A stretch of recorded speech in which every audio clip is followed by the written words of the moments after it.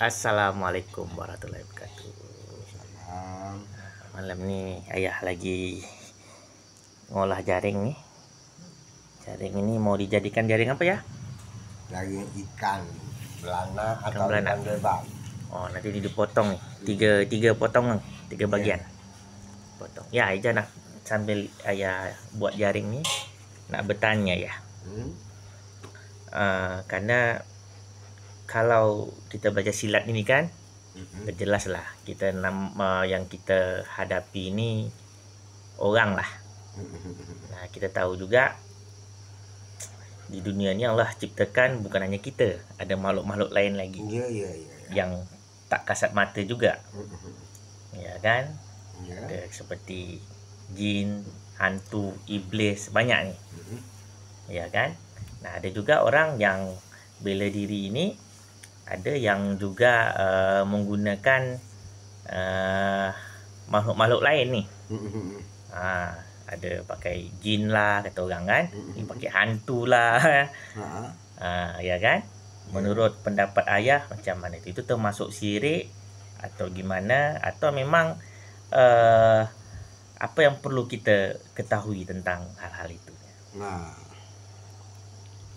jadi tujuan pokok orang yang menggunakan ilmu selain daripada ilmu perguruan itu, tapi kalau pada seorang guru silat dari zaman dulu tidak ada menyimpan ilmu jin, tidak ada menyimpan ilmu seil, polong, hantu belau lah, tak ada. Siapa pun dia guru. Jadi kadang-kadang yang berguru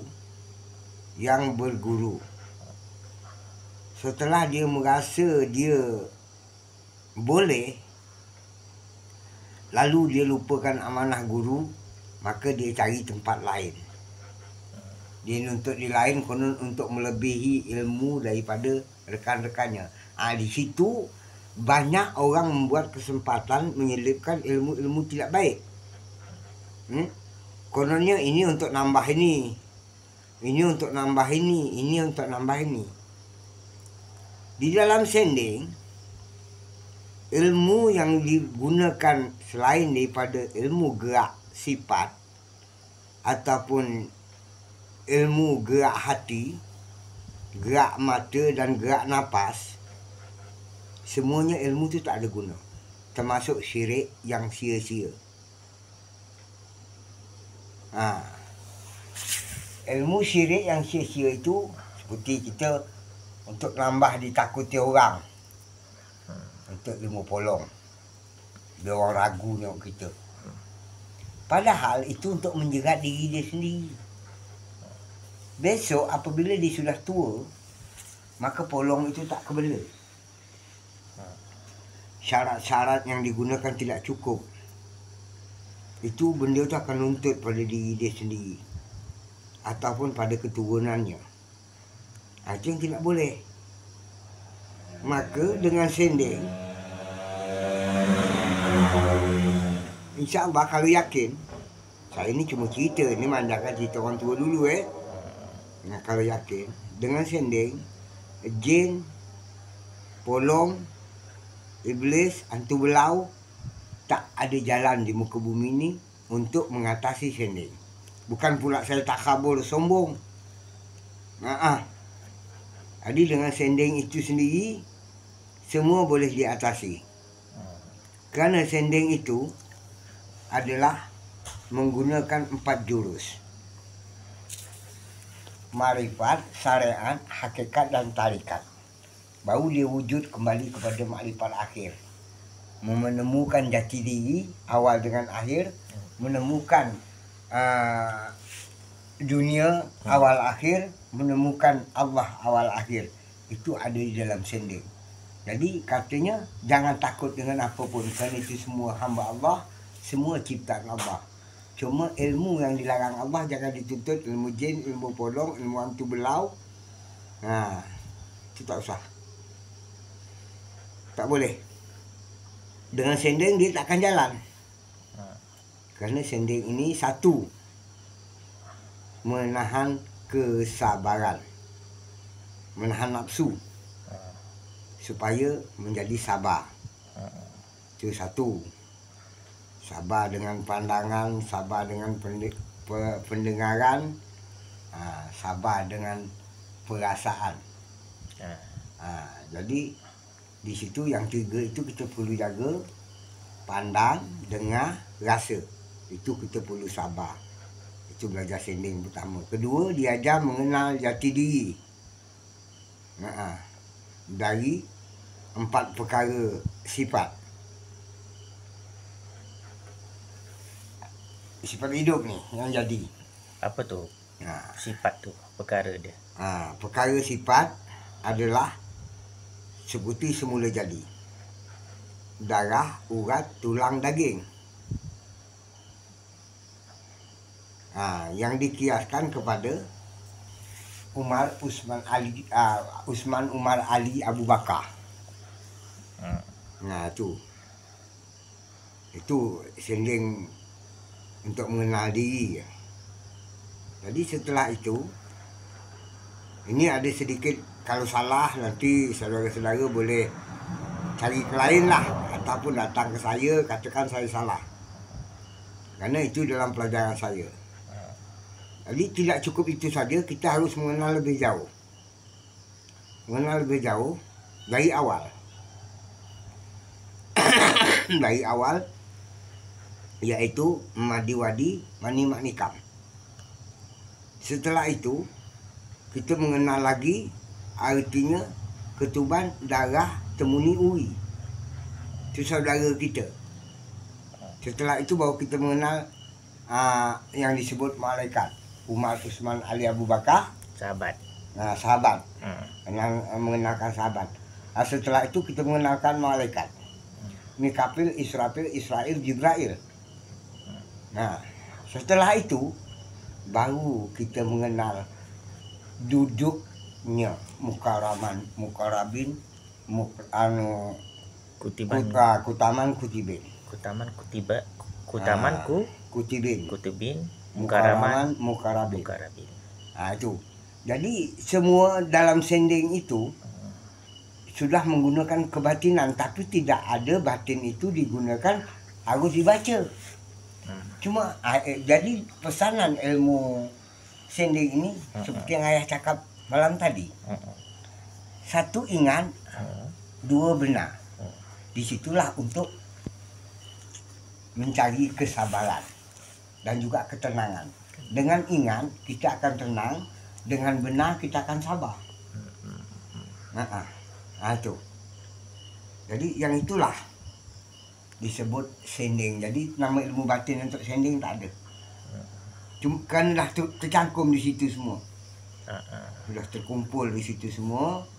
Jadi cuma itu saja yang dapat saya terangkan. Tapi boleh tak Ija dalamkan lagi nih ya pertanyaan? Boleh. Kan tadi ayah banyak sebutkan yang 4 tadi kan. Dari Mandi Wadi Mani Manikam ya. Kemudian ada darah, urat, tulang, daging, ya kan. Kemudian nanti ada di dalam kandungan ada uri, tembuni, ketuban, darah kan.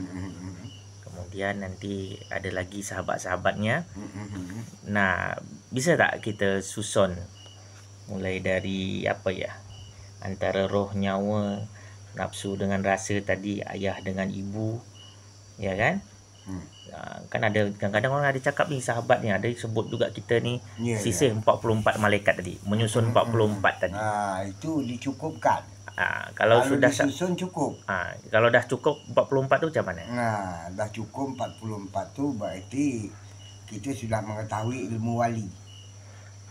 Jadi kalau cukup, kalau bisa. Jadi kita harus cari tu sahabat jasad apa, sahabat sifat apa, sahabat roh mana, sahabat nyawa. Okay. Jadi itu memang perlu kita cari. Jadi kalau kita dapat mencari, menyusul sampai lengkap 44 teratur, dia tidak senang balik, maka itu di situlah disebut ilmu wali. Bisa ya cerita tak? Jadi untuk ngatur dia. Untuk cerita, ngatur mungkin ayah tak bisa. Kerana ayah sendiri tidak pernah nak ngatur. Cuma cukup mengetahui saja. Jadi kalau sahabat nyawa, dia ada di dalam syahadat. 4 syahadat tadi. Tidak syahadat, syahadatnya. Bukan sahabat. Di syahadatnya. Di syahadat 2 kalimah syahadat. Di dalam syahadat tauhid dan syahadat rasul itu ada satu syahadat lagi yang perlu kita jaga untuk kita. Itu setahu saya aja tu yang pernah diceritakan oleh orang tua, para guru. Jadi ada syahadat kita. Jadi syahadat tauhid disebut syahadat ibu, syahadat rasul disebut syahadat bapa. Jadi syahadat kita mana? Di situlah ada syahadat kita. Syahadat kita pula dia tidak berbunyi pelik, mudah. Bunyinya sangat mudah. Cuma tidak bisa nak saya terangkan kalau tidak ada yang betul-betul berkehendak. Berarti ada pada nafas lah ya, nyawa. Ya. Di situ ada syahadatnya. Bukan itu. Tidak. Dia tidak itu. Dia tergantung pada sifat juga, pada jasad. Pada jasad juga. Pada jasad. Jadi sekujur ini ada nyawa semua. Sekujurnya ada nyawa. Jadi inilah yang diselubungi dengan syahadat. Berarti kalau nyawa tadi sahabatnya pada syahadat. Kalau sahabat roh? Sahabat roh itu tidak dapat ayah huraikan. Ayah pun tidak berapa sangat tahu. Cuma sepaham ayah. Sahabat roh itu adalah rahasia. Tak boleh cerita? Bukan tak boleh dicerita. Boleh dicerita. Cuma itu rahasia Allah. Kerana untuk menerangkan sahabat roh itu, dia seperti kita membuka doa.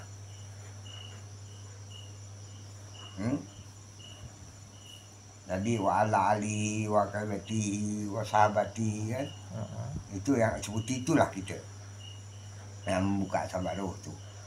Jadi sahabat roh itu kerana rohnya tak bisa mati, maka sahabatnya tidak dipisahkan daripada roh. Roh tidak mati. Yang mati jasad, yang pergi nyawa, yang tinggal, yang hidup roh. Roh tetap hidup tetap hidup. Berarti itu tadi sahabat nyawa tadi kita hilang pendengar, pencakap, perasa, penglihat tadi. Empat tadi. Itu ada pada sifat. Itu di situ juga nanti. Di situ juga. Jadi kembalinya itu kalau kita pernah nyusun sampai terjadinya malaikat 44. Itulah kerja wali, bukan kerja kita. Jadi ayah tak bisa nak nyusun.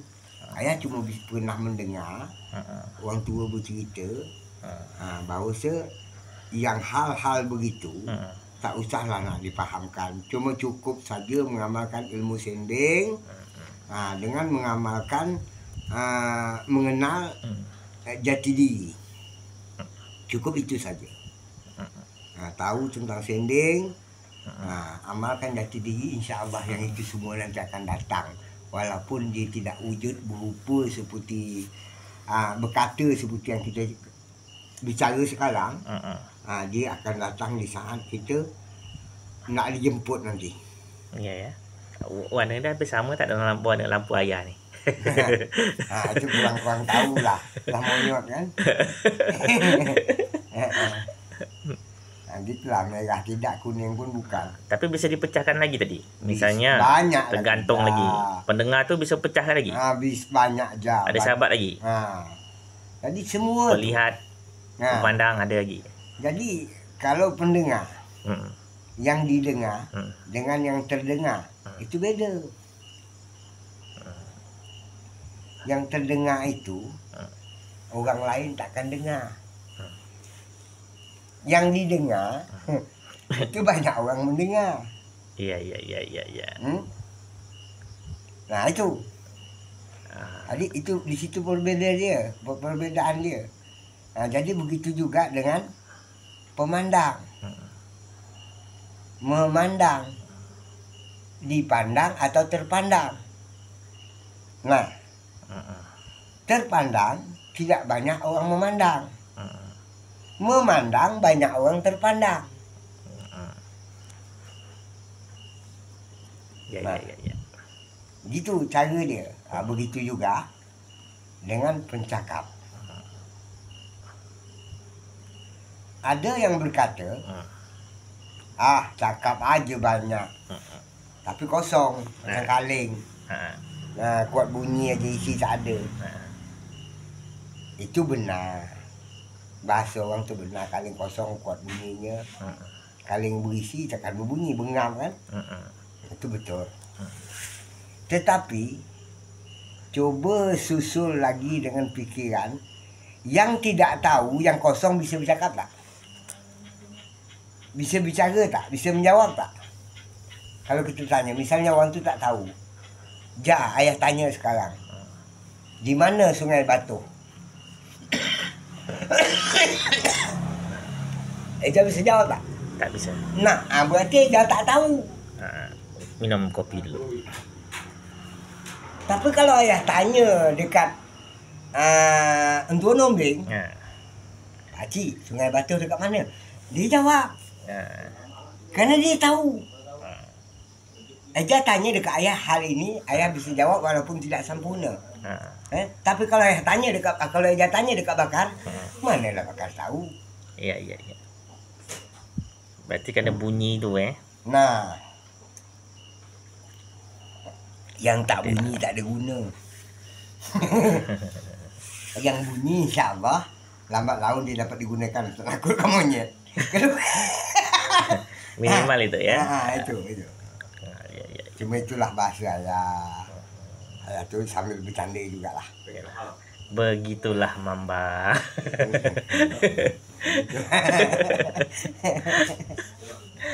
Yang berbunyi itu berguna. Cobalah beli pengapang tak berbunyi. Untuk apa lah? Biar anjing tak ngonggong. Yalah, kita stopkan dulu. Nanti kita dalamkan lagi pembicaraan ini ya. Boleh ya? Iya boleh aja. Cuma kita sama-sama mencari. Ayah pun tidak pasti dengan jawaban ayah tu. Karena ayah pun tidak pernah melakukan itu semua dan memang tidak mengetahui. Cuma pernah terdengar dan juga pernah bertanya pada orang tua. Oke. Nanti aja nak dalamkan lagi tapi selanjutnya lah. InsyaAllah kalau dapat ya kita buka lagi. Kalau tak dapat ya apa ya dia pekan. Iya. Oke ya, nanti kita sambung lagi. Jadi ini ada sedikit sambungan. Apa tuh? Untuk hari ini ayah tidak pernah merasa ragu melepaskan kata-kata, mengungkapkan bahasa pada siapa pun. Kerana ayah merasa ayah sudah senja. Mudah-mudahan dengan cerita-cerita begini nanti tutup ayah ada penggantinya. Maka dengan bahasa tua yang patah akan tumbuh, yang hilang akan berganti. Disitulah munculnya nanti. Nanti harapan ayah gitu juga. Untuk masyarakat kita, untuk saudara-saudara kita, sahabat-sahabat kita. Kalau seandainya pengen mendapat tahu atau keterangan yang tidak seberapa, tanya sajalah pada yang pernah mendengar seperti Eja. Kalau sempat ya ke saya. Kalau tak sempat ya apa boleh buat. Kayalah. Tanyalah kepada siapa-siapa. Carilah untuk jati diri dulu, baru belajar yang lainnya. Kalau nak belajar jin hantu belau polong puaka, bukan di sini. Saya tak pandai. Kadang berhantu juga, berjin juga. Kadang-kadang. Itu hantu tumbuh. Hantu tumbuh. Ada tumbuh tocang. Dah. Semua taring. Nyetan juga. Nyetan juga. Memang gitulah manusia. Lumrah hidup manusia gitulah. Iya. Canda aja ya. Canda aja. Ayah suka. Ada bercanda boleh. Ini apa lagi dengan satu lagi supaya tak ngantuk kan. Nah, kita lagi selesai lah ni. Cocok atas dah selesai, cocok bawah. Cocok tengah lagi. Nah, cocok tengah lagi. Waduh mak ai. 2 tali lagi. Berapa hari selesai ni? Ya kurang lebih seminggu lah. Seminggu ya. Nah, kita lihat nanti seminggu nanti. Nah, kita bawa ke laut ni. Coba try. Dah coba try pula lagi. Ya, jadi kita coba dia lah. Sedangkan pelajaran yang kita belajar je kita harus coba try. Coba tu try lah ya. Okey ya. Lain. Iyalah sama lah. Coba dengan try lain. Nerai itu main-main, coba tu betul-betul. Okey. Okey, kita sambung lagi ya. Ya. Assalamualaikum warahmatullahi wabarakatuh.